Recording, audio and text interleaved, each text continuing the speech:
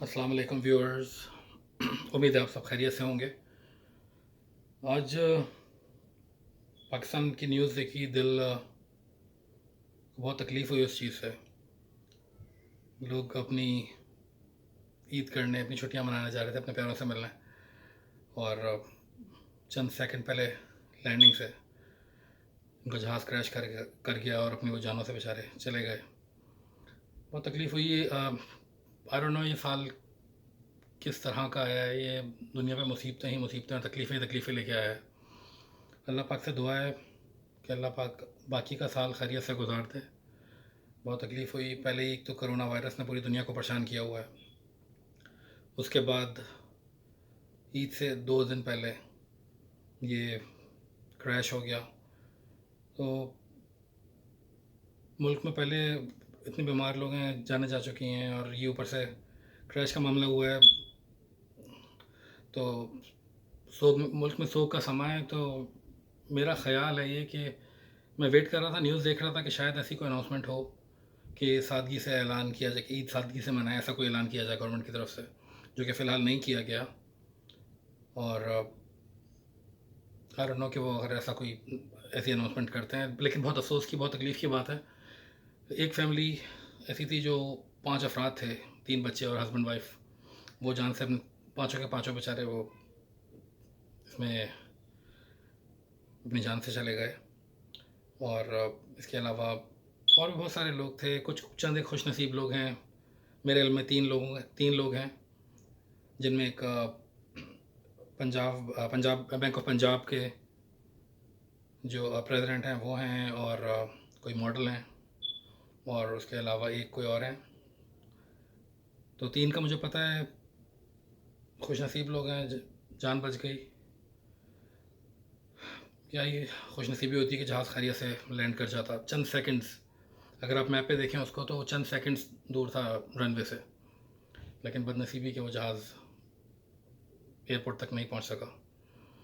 तो मेरा ख्याल है ईद सादगी से मनानी चाहिए इस बार पाकिस्तान में, बल्कि दुनिया भर में ही ये समय है कि हर जगह कोरोना ने अपनी तबाही मचाई है। ये कोरोना वायरस जो है, इसने वो, मैं बैठा सोच रहा था तो हैरान हो रहा था मैं, तो मैंने कहा शेयर करूं बातें कि कोरोना वायरस ने वो काम किए हैं जो मैंने बचपन से अब तक खुद नहीं देखे। कभी ऐसे कोई एक्सपीरियंस नहीं किया, कभी नहीं सुने, और अल्लाह ना करे कि आइंदा कोई करे। चाइना जैसे मुल्क जहाँ पे प्रोडक्शन कभी रुकती नहीं है, पूरी दुनिया को वो प्रोडक्ट्स अपनी बना के बेच रहे हैं, वो 76 डेज़ के लिए लॉकडाउन हुआ था। कोई वहाँ पे काम नहीं हो रहा था, इतनी तबाही, इतनी जाने वहाँ पे गई। फिर उसके बाद कोरोना वायरस जो है वो दुनिया में फैला।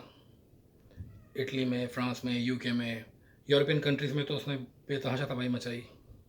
और न्यूयॉर्क जो यूएसए का सिटी है, उसने उसमें इतनी तबाही हुई, जिस सिटी को कहते थे कि द सिटी हु नेवर स्लीप्स, जहाँ पे ज़िंदगी रुकती नहीं है, उस सिटी में पूरी दुनिया पर किसी भी मुल्क को आप ले लें, उस मुल्क से ज़्यादा तबाही सिर्फ न्यूयॉर्क सिटी में हुई है।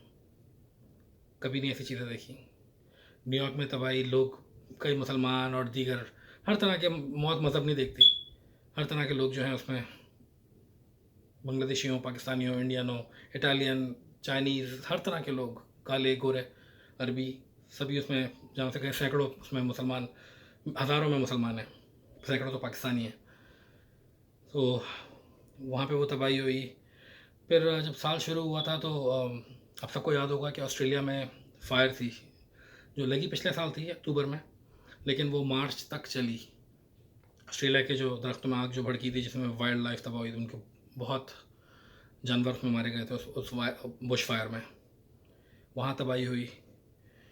और उसके बाद यूक्रेन की एक फ़्लाइट थी जो तेहरान में क्रैश हो गई थी। उसमें 176 यानी कि 176 पैसेंजर्स, सब बेचारे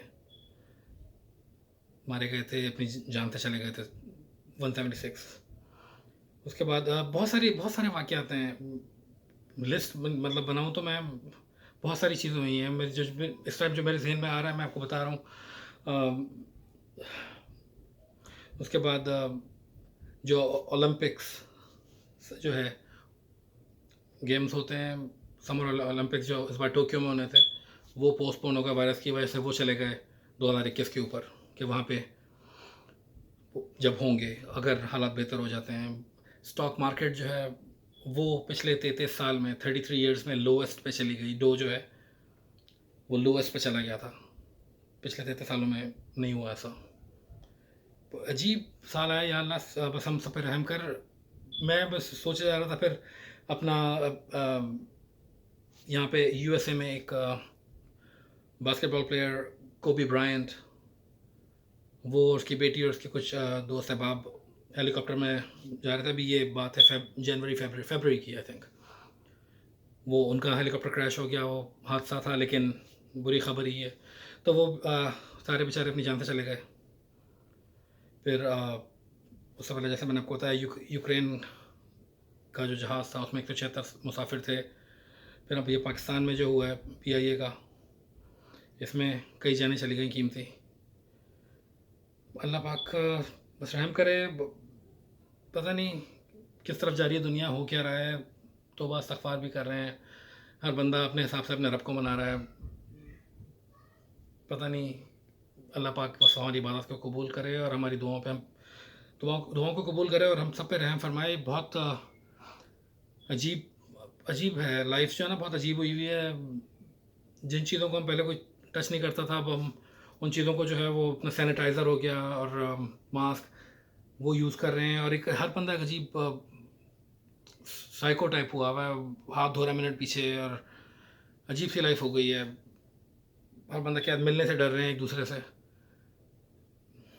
नफ़रतें और जो पहले हुआ करती थी, अब लोग मिलने को तरस रहे हैं कि अब डर डर लगता है मिलने से, दिल करता है लेकिन नहीं। और ये सीरियस किस्म के हादसात हुए हैं, लोग अपनी जानों से गए हैं, आग लगी। फिर उसमें हिस्ट्री में ऐसी ऐसी चीज़ें हुई, जैसे मैंने बताया न्यूयॉर्क में कभी जो सिटी रुकता नहीं था, वहाँ पे सबसे ज़्यादा बात हो गई। चाइना जहाँ प्रोडक्शन नहीं रुकती थी, वहाँ प्रोडक्शन रुक गई। यूके का जो तख्त है, जो जो क्वीन ने संभाला, उनको वो तो उनका लेना देना नहीं किसी चीज़ से, वो बिल्कुल अपने सुकून से चलते हैं। वहाँ पे जो प्रिंस हैरी है और उसकी वाइफ, उन्होंने वो दस्तबरदार हो गए अपनी ड्यूटी से, वो कनाडा शिफ्ट हो गए छोड़ के। बड़े अजीब अजीब किस्म की चेंजेस आ रहे हैं यहाँ पे। फिर जो अभी 2 दिन पहले तूफ़ान आया है बांग्लादेश और इंडिया में, साइक्लोन, उसने वहाँ पे इस कदर तबाही की है। वहाँ पे भी लोग अपनी जानों से गए हैं और तबाही जो मची है, जो मैंने क्लिप्स देखे हैं, वो बड़े अफसोसनाक हैं। फिर इंडिया की बात करें तो वहाँ पे उनके मौत पर है क्या, सबने मरना है, सबने जाना है, लेकिन उनका जो एक्टर इरफान खान, वो बेचारा अल्लाह के पास चला गया। ऋषि कपूर की डेथ हो गई। फिर पाकिस्तानी कॉमेडियन अमानुल्लाह खान साहब, वो चले गए।